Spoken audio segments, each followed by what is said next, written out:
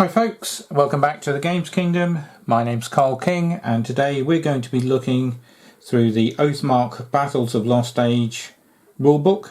The author is Joseph McCulloch and it is published by Osprey Games, and most of the distribution for this particular game is currently handled by North Star Miniatures. They've done a particular range of box sets for several of the races. I believe they do humans, orcs and goblins, dwarves and elves. So I've got an elven force which I'll be showing bits off after we've had a look through the book.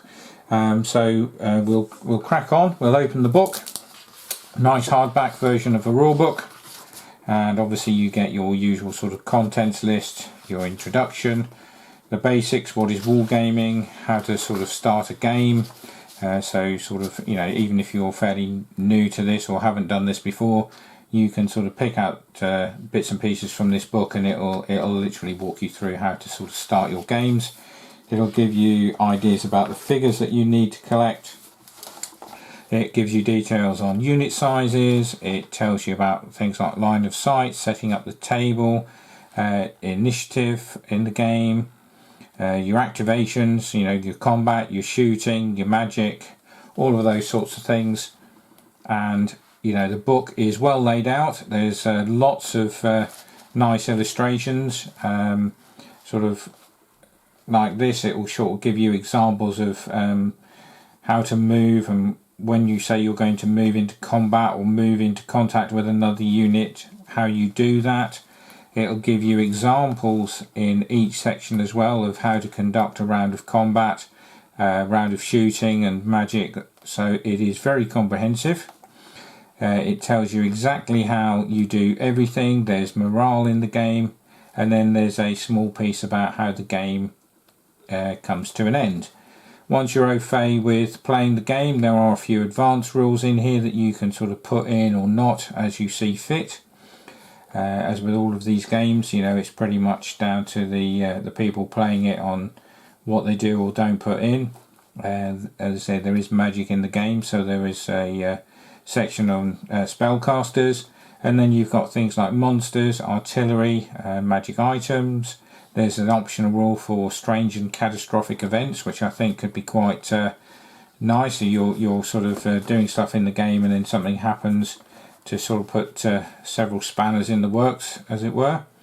Then there's a section on how you build your army. You create your own kingdom with your force, something which I think is quite a nice little touch to give you that bit of added interest in sort of setting out, you know, how your army came to be, where they inhabit on the map, in the sort of the world of this particular setting. Lineage, all that sort of thing. And then it tells you in this particular section regarding each type of unit and their terrain list table. So that's something to sort of consider as well. Obviously different units and different armies will be better in certain surroundings than others. And then it goes straight into your actual army lists. So you don't need a separate supplement or separate codex for your armies. They're all in this rulebook. The sort of four basic and initial races, as it were: humans, orcs and goblins, elves and dwarves. They're all listed here. You've got all of the units that you can pick. They've got all of their base sizes. They've got the points per model. You've got things like different levels of spellcaster, so they range from say 50 points for a level 1 human spellcaster up to a level 5 costs you 400 points, so quite a lot of points. If you're playing a 2,000 point army, you know, that's 20% of your force gone straight away. But they are obviously very powerful. And then you've got your lists of units that you can pick, and then we come into similar for the elves, and then through to the goblin and orc list. Each unit has slightly different special units, as I like to call them, as well as your standard sort of spearmen, warriors and archers. Everyone sort of seems to have those, but you know, each unit and each army will have different things, you know, like wolves or giant spiders and wolf riders, that sort of thing. And then you've got some unaligned creatures, so basically these creatures here can be picked by various armies, you know, because they're not specific to any particular race. You've got a section on building a campaign, so a group of you could, you know, start off with a small force or a large army, however you want to play it, and then sort of build through and play several rounds of a campaign to find out whose army is obviously going to come out on top. There are a bunch of scenarios in the book as well, but obviously you can make your own up or use from other sources. There's a section about these special abilities, so each unit will say in their particular sort of section, you know, if they've got a particular rule like courage or discorporate or fire breath, large, flying, shielding, you know, regenerate, all of those are listed and they tell you exactly how they work in the back of the book. Same with spells, there is a generic spell list, and then you have a list for each race: dwarfs, elves, humans, and the goblins and orcs list. But it looks like that you've got the option to pick your own specific race or one or more from the generic list. There is a couple of pages of magic items, not a huge amount, but obviously, you know, enough to get you going. There's only so many things that you're going to need to use anyway, so you don't need mountains and mountains of things. And then right at the back is your reference section. So in here, another run through of what particular things mean in the game, and reprinting things like the tables, so that you can copy these, photocopy them, laminate them, that sort of thing, and have them on the table. Just means that you don't have to keep referring back to the chunky rule book. You've got a kingdom sheet that you sort of fill in or can fill in, and that gives the background to your army, you know, like your almost your dynasty of the ruling house of your force and kingdom. And then the last couple of pages in the book are your army roster sheets. So if you've got a campaign or a tournament going on, you could get everybody to fill in these pages, photocopy them, fill them in, and everyone's army list looks the same. So if you ever try to check them, you know where to look for all of the characteristics and the stuff that they should and shouldn't have. Nice little touch, and you know, you can use those to your heart's content. The book's £25, say from North Star, and in here are some of the figures from North Star. We have a unit of their elf infantry. You get 30 models for £25, so there's 20 made up as spearmen in that unit, and then I have 10 made up as armoured archers as well. So that made that box, and then they've recently released a box of light elf infantry. So no armour, but they've got sort of tunics and cloaks for sort of ambushing and hiding away and sneaking up on people. So I made 20 of those as archers, and then a unit of 10 as rangers stroke pathfinders, which is a particular unit in the elven list.